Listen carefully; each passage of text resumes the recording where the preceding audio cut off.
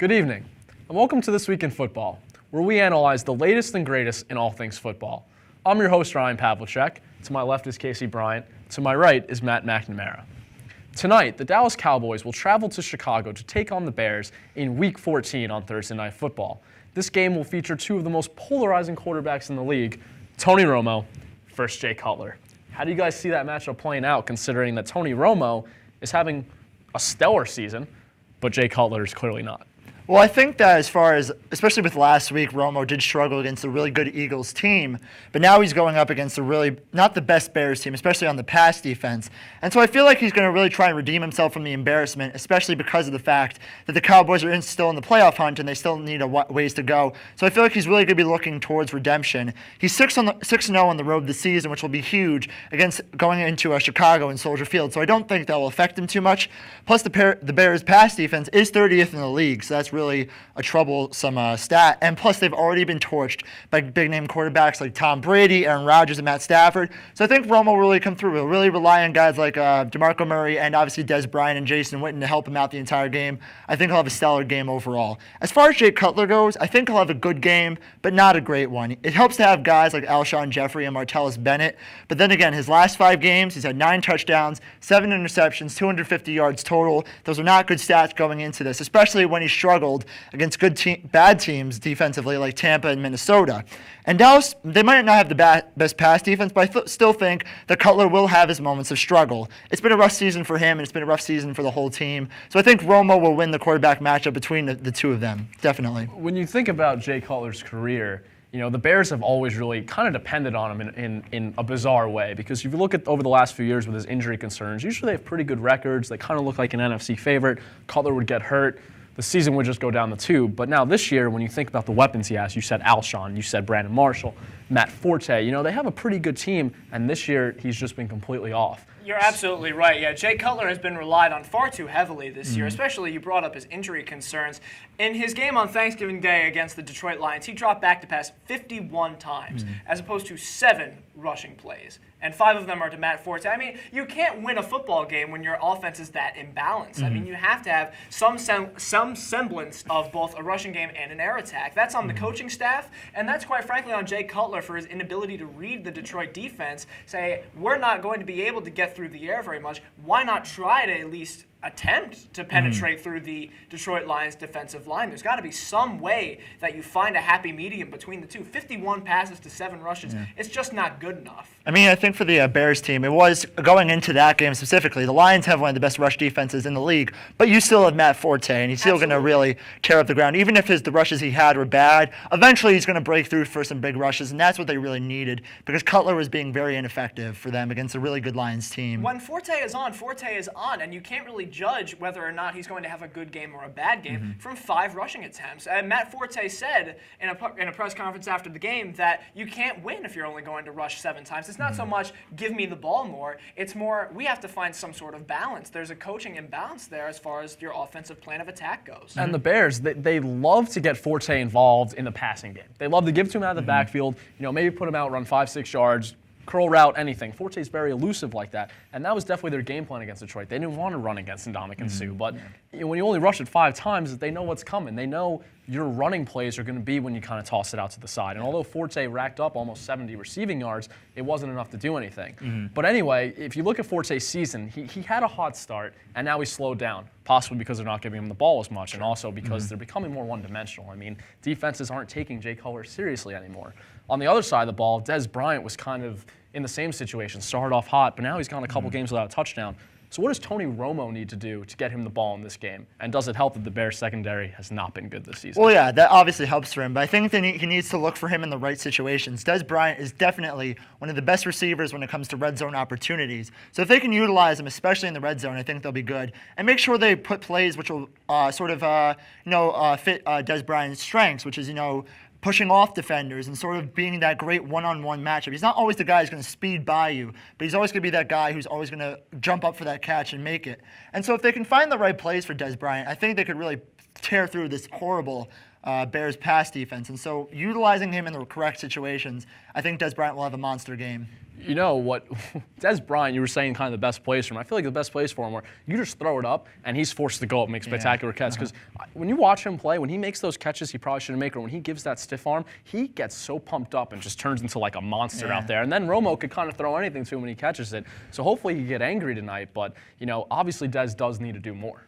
Bryant's athleticism and his energy is really what he brings to the table for Dallas, and that's infectious. That's really that's contagious, especially for Tony Romo, who struggles so much when he's put under pressure. Over the past 3 NFL seasons, he has 17 interceptions when facing pressure, which is the most in the NFL over that span.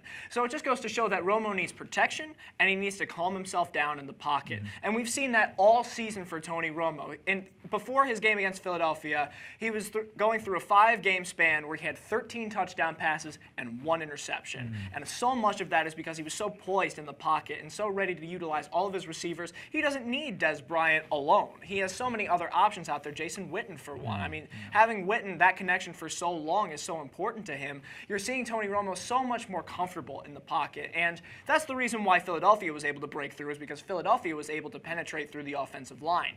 I think that the Bears just lack that ability to pressure Romo and really force bad passes. So I would say that it's going to be pretty easy for Romo to get settled back down, utilize Des Bryant to his heart's content. I think that you're going to see the Cowboys a whole lot more prepared, really, for the Bears. And how about, I think another reason for Tony Romo and the Cowboys' offense success has been the emergence of DeMarco Murray. He's the NFL's leading rusher right now. And, you know, we talk about Matt Forte, but, you know, DeMarco Murray, he's kind of slowed down over the last 5 games. I feel like first half of this season, you know, he had 100 yards every game for the first 8. And obviously he's not going to keep that up all year, but he hasn't scored many touchdowns over the last month and a half. Do you see them trying to get him more involved, or do they try and just use the passing game against, again, a rough Bears secondary? I mean, it's interesting of a question because the Bears' rush defense is much better than their pass defense. And so maybe early on they might give Murray a few rushes here and there. But if they can break the game open early and really get through that defense, I think they'll utilize him a lot more from some big outside rushes because that's what he does the best with.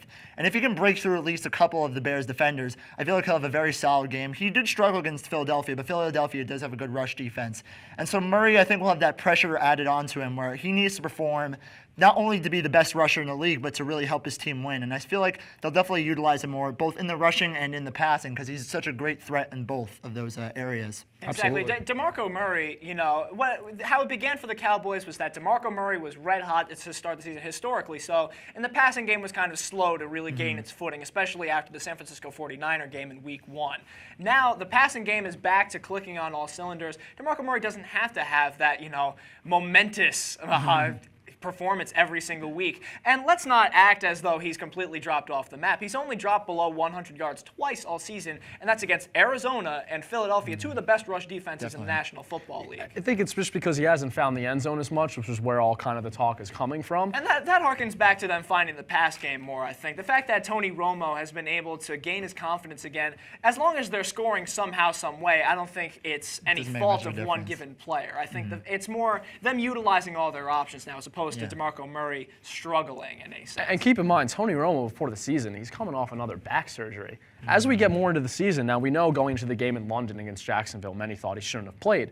Played really well. Connected with Des Bryant on 2 long touchdowns. You know, his back might be getting healthier, which is why they might be starting to go more to the pass. But they do need to be careful because I think they need to utilize who is right now probably the best running back in the league. But we talked about the Bears' defense. Let's look at the other side of the ball for the Cowboys.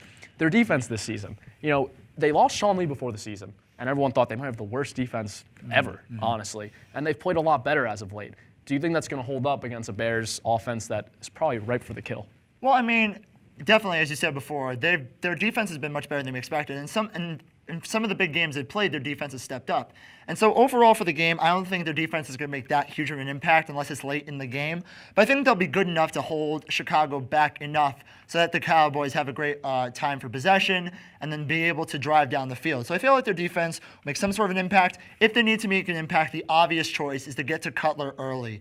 Because as we've seen in the playoffs and everything else, if you pressure Cutler, if you hit Cutler, he will get injured, he will make mistakes, he will get flustered, and that takes the whole team down. And so the Cowboys, their front line needs to get to Cutler early and make sure he makes some mistakes and really take Forte out of the game. If they do that, they'll make a big impact and really get to a Cutler and the rest of the Bears team and really throw them off.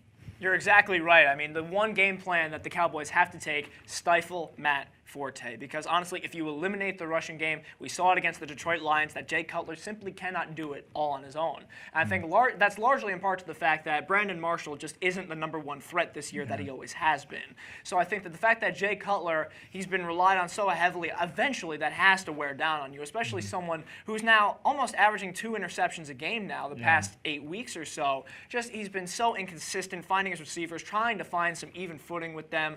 He just doesn't have the same weapons that he used to, and Jay Cutler just simply cannot do it on his own. I think a large part of that is confidence. A large part of that is his receiving core hasn't been stellar this year. So I think that if you take away Matt Forte, you take away the energy, you take away the balance, you take away the Bears' offense. Yeah. And again, Cutler has 20 turnovers. It leads the league. You're not going to win games like that, and that's why they're 5-7. So anyway, what's your prediction for tonight? All right. I'm predicting that the Dallas Cowboys win 31-21. I think it will be a very good offensive game between the two of them, but I think the Cowboys will be good enough to get past this Bears defense that's been struggling. As I said before, the Bears defense cannot stop big pass offense. You've seen with Tom Brady destroying them. You've seen with Aaron Rodgers destroying them. Matt Stafford, they all destroyed them.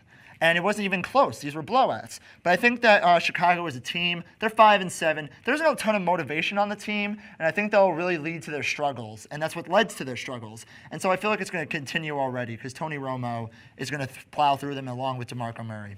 I had a very similar score to Matt, honestly. I had 28-20. I think that the Cowboys are going to come out on top. I think they're going to go into Soldier Field and they're just going to take away any sort of advantage that the Bears have.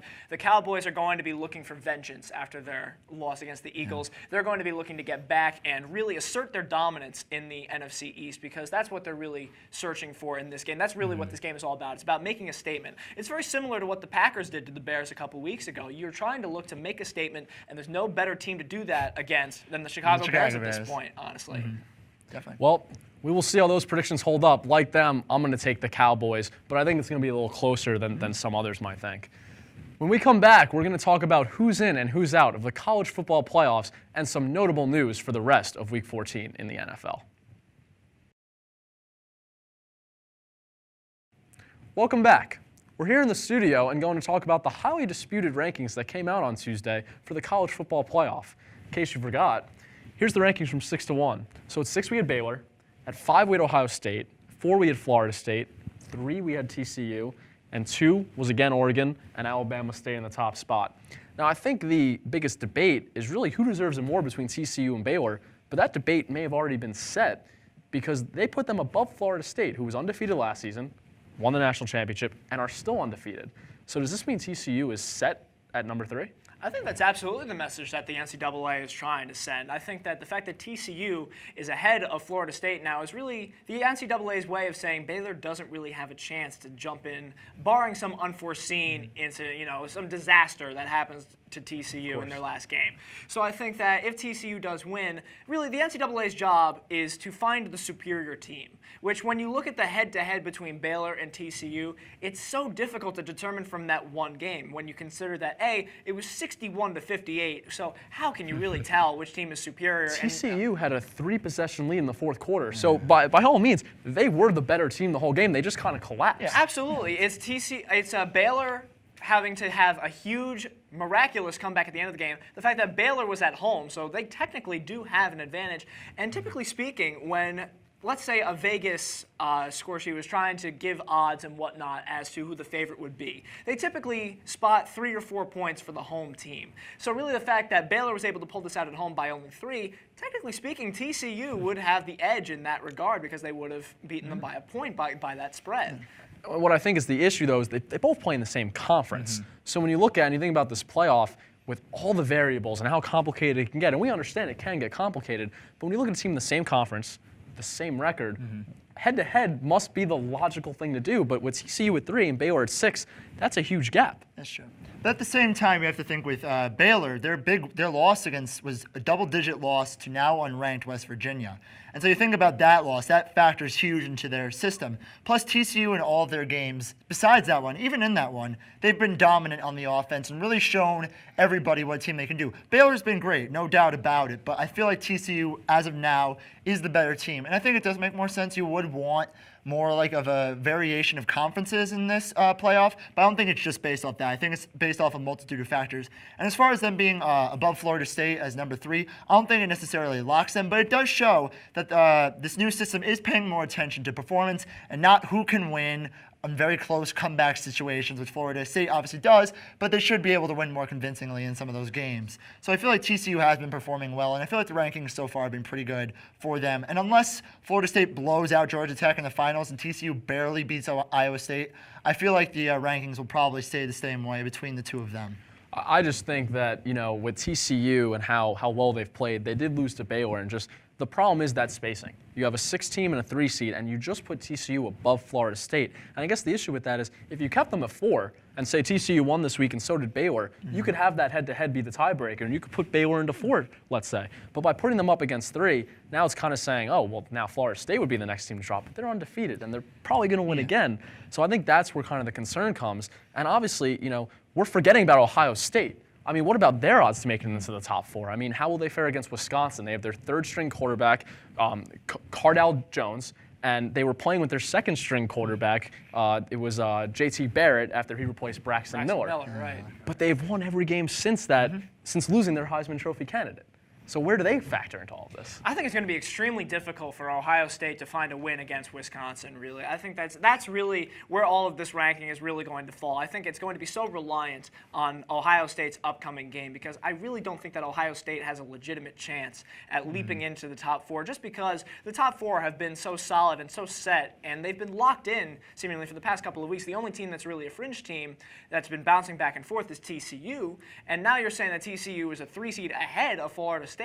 I think it's really NCAA's way of saying not much is going to be changing next week. I think that you're still going to be seeing Baylor and Ohio State on the outside looking in. So if Ohio State wins, and they can say they've won games with their 1st, 2nd, and 3rd-string quarterbacks, and they don't make it in, then who's going to fall out? Would Florida State be the next to fall out, or do you think they could pull out the number 3 seed TCU?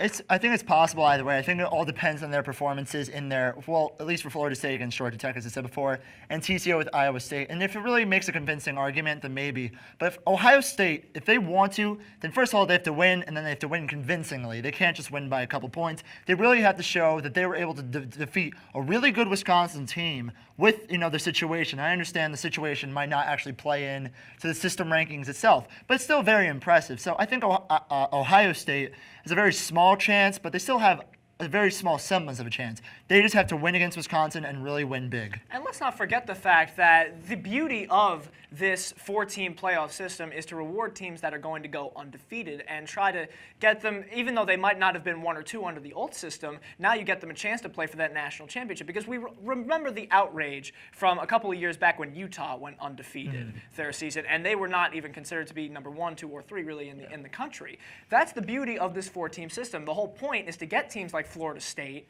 into that playoff system. I don't think you can, in good conscience, if they win, eliminate them from the playoffs. And I agree with that. So I think that goes on to the next point with the playoff standings as a whole.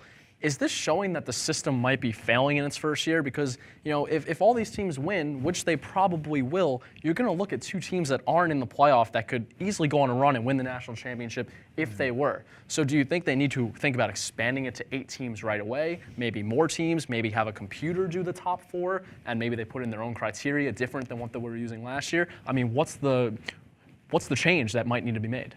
Well, I don't really think there should be much of a change because I feel like the system they're using right now is very good. It's unbiased, it really focuses on performance. And I think 4 teams is important because the debate we've had in the past 5 to 10 years, it's always been about, like, when the BCS playoff rankings, it's always the 3 seed or the 4 seed that really, gets snubbed, like Oklahoma and Texas a few years ago. They're always saying, oh, they should be in it. You never really have that debate of, oh, the number 7 seed should be in the championship because they're better than the 1 seed. That's usually not the debate.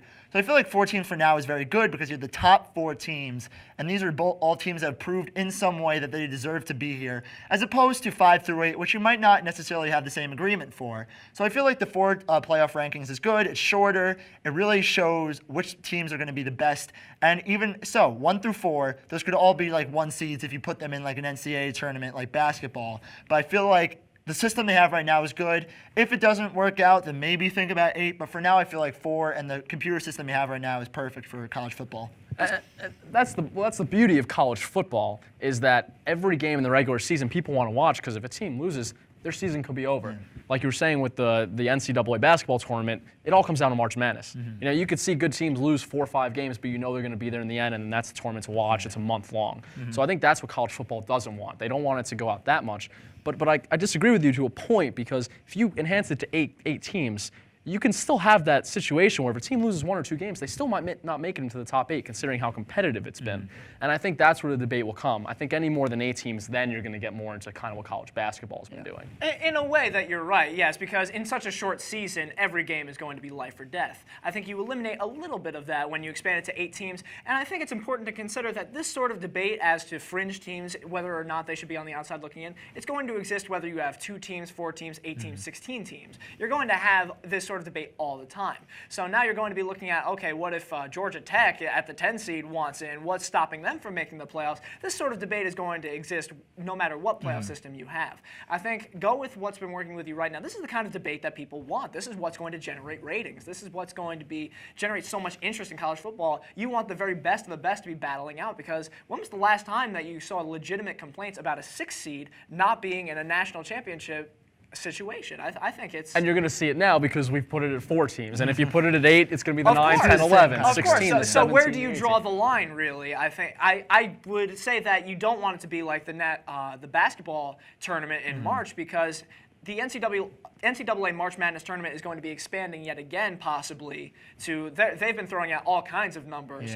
And really, it just seems like everybody in the pool. Let's give everybody a shot. You know, everyone gets a chance. I think that's really what you want to avoid with college football because A, you're expanding the season now. You're going to be adding so much more of a workload now. So, and then it's just important to consider that this debate is going to exist no matter what. I think it's just, you can't really take that away. I think you should leave it as it is. It also takes away the stakes of the regular season where every game matters as far as like winning, not only winning, but winning big. With basketball, you can lose a couple games and still be number 1 seed and still make it into the playoffs, as Casey said. But with football, there is that sort of high stakes that are raised for it. So I feel like adding teams to it would just sort of take away from the regular season in general. And hey, you know, we think all these teams might win, but you know, then again, Oregon, they got to play Arizona again. Arizona's their 1 loss, and you never know. Arizona could win that game. They've been hot as late. That loss doesn't look so bad anymore. So obviously, these rankings aren't set in stone, but if everything stays the same, they may be. And I guess in the end, that's going to end our spirited debate about the college football rankings right now and how some teams will fare as we move forward. When we come back, we're going to talk about the headlines from Week 14 and take a look ahead at some of the major games.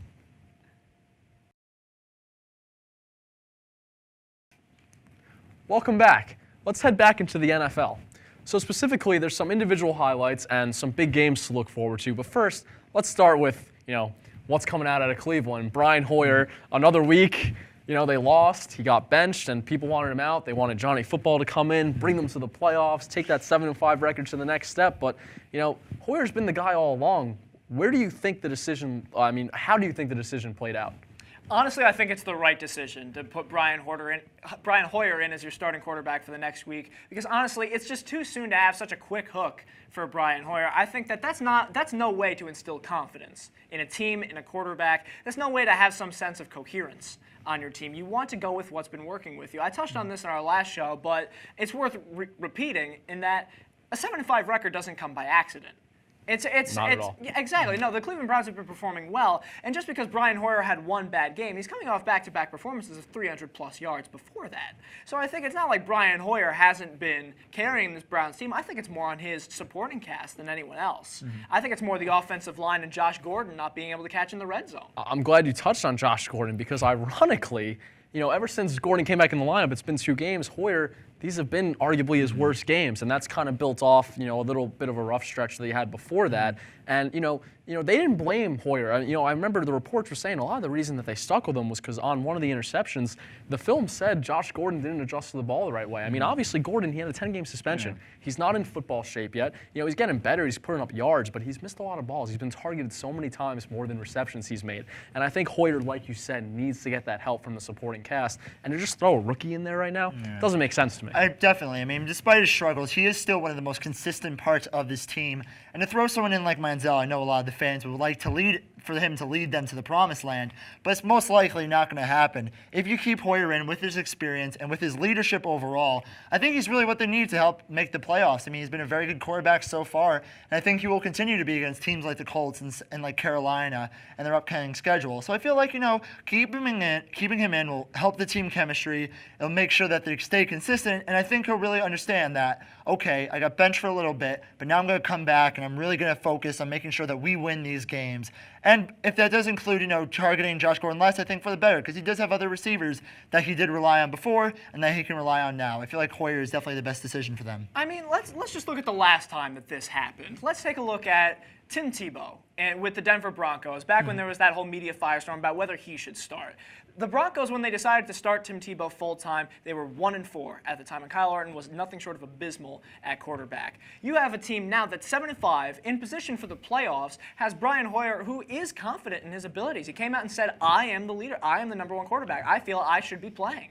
Why would you try and mess up that, and why would you throw in some sort of cause for dissension among your team by starting a guy like Manziel full-time, just opening up Pandora's box for all of this sort of controversy and pressure from the media, from the fan base? Why would you open yourself up to that by starting Manziel and risk messing up what has been overall a successful season for the Browns? Definitely. You mentioned Tebow. Could you imagine if Johnny Manziel came in, led the Browns to the playoffs, and in that playoff, and in a playoff game threw a 10-yard slant in overtime, that whichever receiver, let's say Josh Gordon, had a crazy stiff arm, ran 80 yards for a lean touchdown? I don't think we'd ever hear the end of it. I'm pretty sure ESPN would lose like 80% of its viewership. It's literally 24 hours of Johnny Manziel, Johnny Manziel, Johnny Manziel. It would be one of the biggest media hype stories of all time. And there's the difference between the Broncos team of then and this Browns team. I think that the Broncos team then had more options, so Tebow's lackluster quarterback play was covered up by a stellar defense and a good receiving core. Now all of a sudden you have a Browns team that doesn't have as strong a receiving core outside of maybe Gordon once he finds his footing,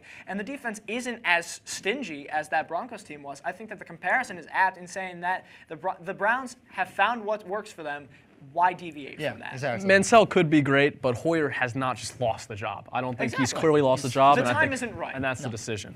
Now, anyway, now let's go to the NFC. How about the situation with Jim Harbaugh? I mean, what do you think plays out? I mean, it's pretty clear that he's going to leave San Francisco. I mean, although they're still in the playoff race, I think if he makes the playoffs, you'd think they'd want to keep him. But honestly, it looks like he's just not getting along with the front office. So as we look ahead, Michigan wants him.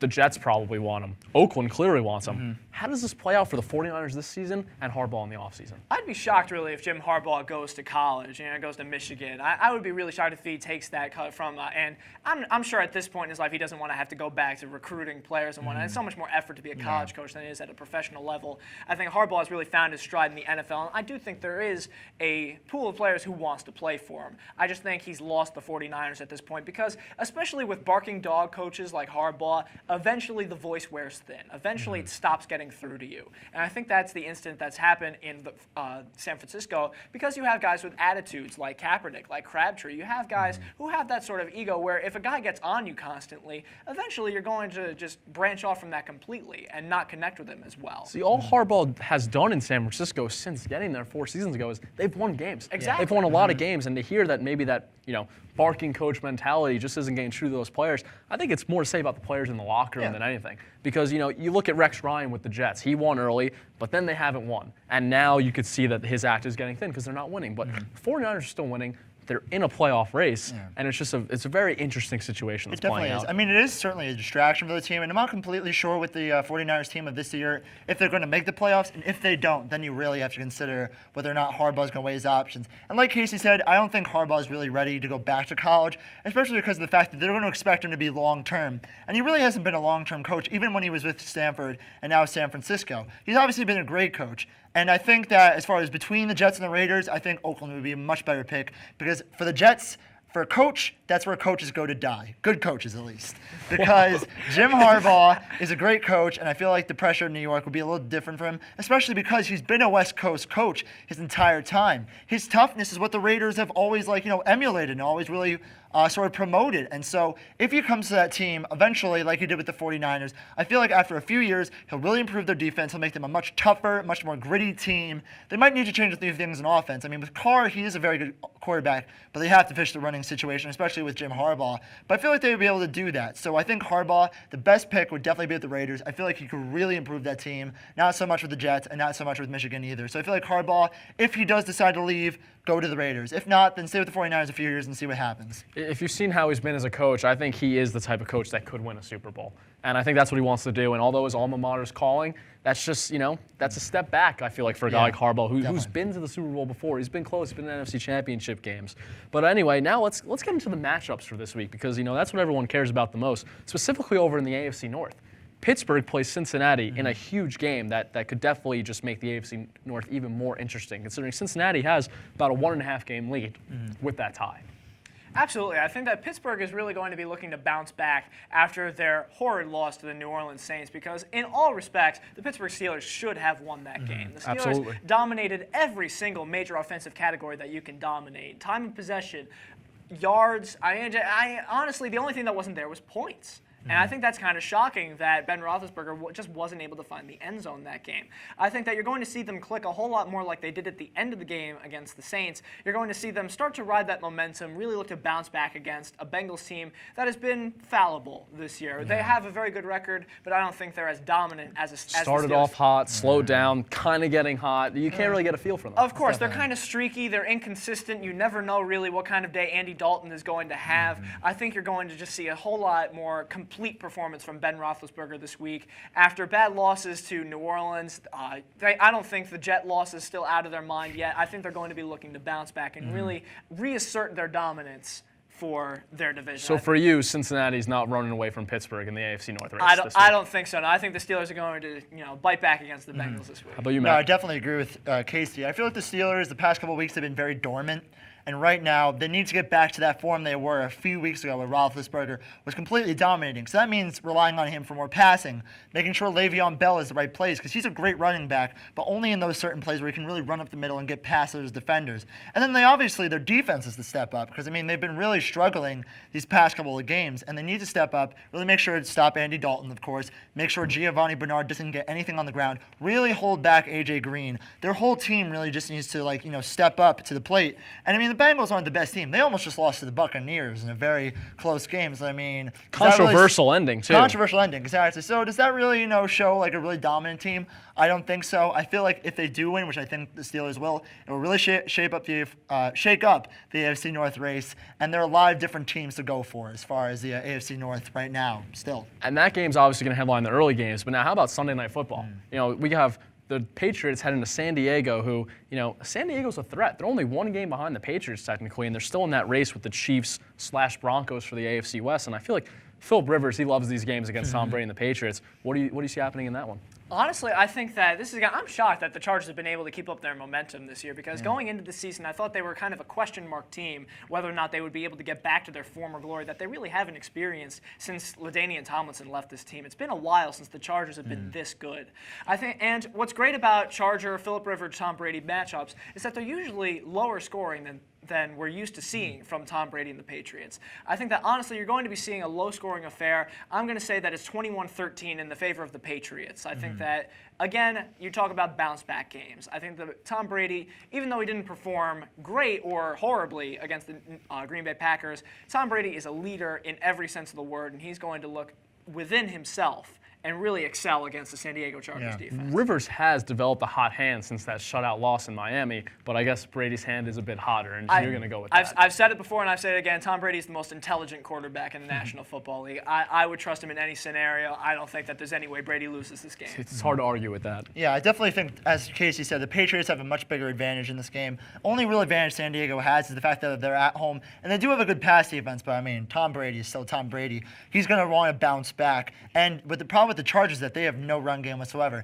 And so they're really going to rely on Philip Rivers. And although the Patriots' pass defense has struggled, they have struggled, but that's because they've played recently guys like Peyton Manning, Andrew Luck, Matthew Stafford back to back to back. There's a lot of yards Aaron and Rodgers. touchdowns to be given there. And you remember earlier in the year, they were dominant on pass defense. And I feel like if the Chargers are only relying on Philip Rivers, I feel like if the Patriots can stop him, which I think they will, then the Patriots will run away with this game, and it'll really slow down the Chargers' momentum. I know that Philip Rivers is very good in December, but I don't think that December Magic's going to work against a Patriots team like this year. I feel like the Patriots really have the advantage.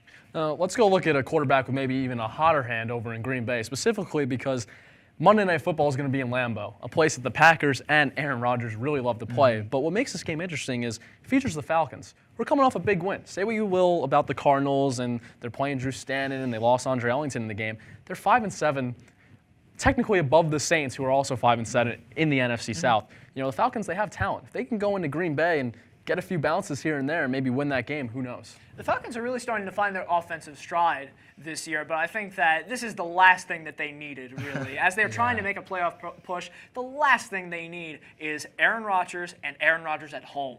Honestly, Aaron Rodgers loves to play in December, and he loves to play at Lambeau. There's a stat that I saw on ESPN today that Aaron Rodgers at home in December is 10-1 in his career. This being now his 100th start at the quarterback for Green Bay Packers. I don't think there's any way that Aaron Rodgers comes out of this game the loser, honestly. Just because the way the Packers have been rolling at home, I don't think there's any stopping. So you don't see Matt Ryan being Matty Ice in this one? Unfortunately, I don't. You know, I think the Falcons, you know, they're a fun team to watch when they're good, but again, this is the last thing they need as they're trying to make that last-second push. Yeah.